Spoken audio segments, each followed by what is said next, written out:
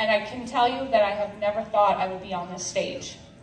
The first thing I want to do is I would like Nancy and Denise to come up here, please. Nancy, I see you. Hopefully Denise isn't hiding. Thanks, guys. These two ladies are what got me involved with Relay for Life. And even though I've seen it, because I've lived in Hellertown my whole life, this is for you. This is for you.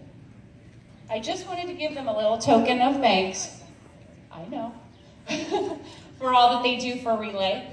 And for me, because I'm not allowed to drive, and I haven't been allowed to drive. So Denise and Nancy have both been driving me around town when they can and when I need them. So I just wanted to say thank you for asking me to be here today.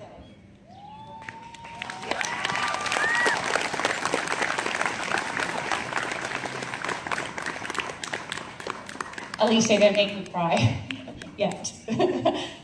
Okay, so we have a lot of cancer survivors in our family. I did not think I would be one of them.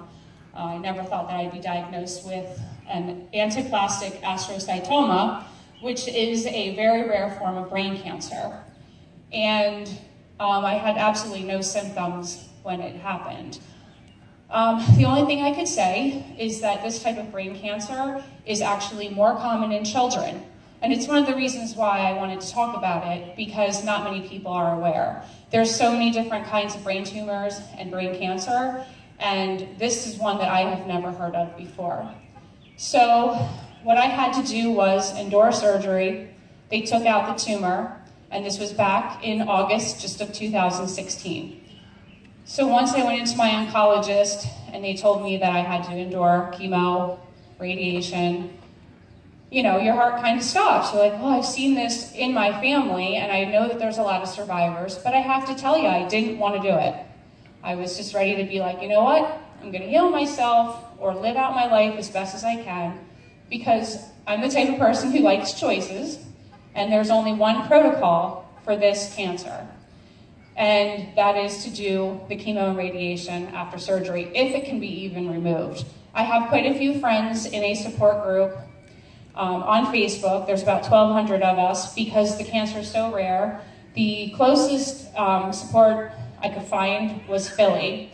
And because I can't drive and I really don't want to put the burden on my family and friends to drive me all the way down to Philly, I'm so glad for social media and Facebook because it has gathered a whole bunch of people who know exactly what I'm going through, their family and friends, and it's huge. I even invited my mom to join the group because there's a lot of moms out there who are taking care of their children who are dealing with this at all ages.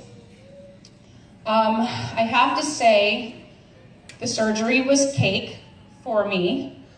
My family, I can't say that they were very excited to see me go back there, but there was a lot of tears, but I went in with a smile because I have a lot of faith in God, and I knew from the second that I was diagnosed that I was going to be okay. I try to live very positive, and I try to spread that, and I really think that's why I went through this, because I can teach other people who have diseases or a negative experience or negative past how to get through it. And those of you who know me, follow me on Facebook, know that I do not get into drama. I'm very trying to spread the positivity out there with positive quotes and just trying to uplift, because as a cancer survivor, and I'm sure you guys can say this too, we want people to uplift us, not pity us or make us feel worse. And a lot of times when you tell somebody, especially at my age, I'm only 43, that I have cancer, their very first response is, oh my gosh, I can't believe it. And I say to them, it's okay, I'm gonna be fine. Now they might not be okay because they're looking at it from their perspective. But I do believe that the people going through cancer have a totally different outlook than the people who are caretakers of them. It's different for everybody, and I'm just very thankful that I'm surrounded by very much positivity, love and light, and I have so many people that love me. And I think that through this, that was the biggest lesson. I had to learn that I have a lot of support and a lot of love. And as of, I'm trying to think when I was cancer-free, it was probably about a month ago. I still have 1 round of chemo to do, starting in 4 days, but I'll get through it like I have up to this point. And I just want everybody to know that I appreciate your support. And if you want to look up anaplastic astrocytoma, that's fine. I'm not a Googler, I don't WebMD, because I don't like to put myself as a statistic, even though the statistics for my cancer is treatable, not curable. So they say that the chances of it coming back would be in 3 to 6 years, and it always comes back a grade higher. So brain cancer is different, it's by grade, not by stage.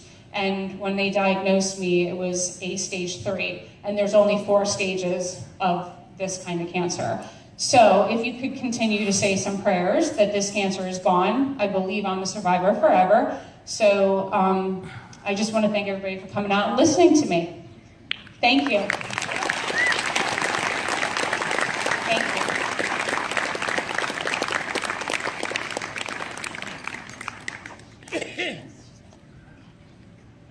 Thank you, Amy.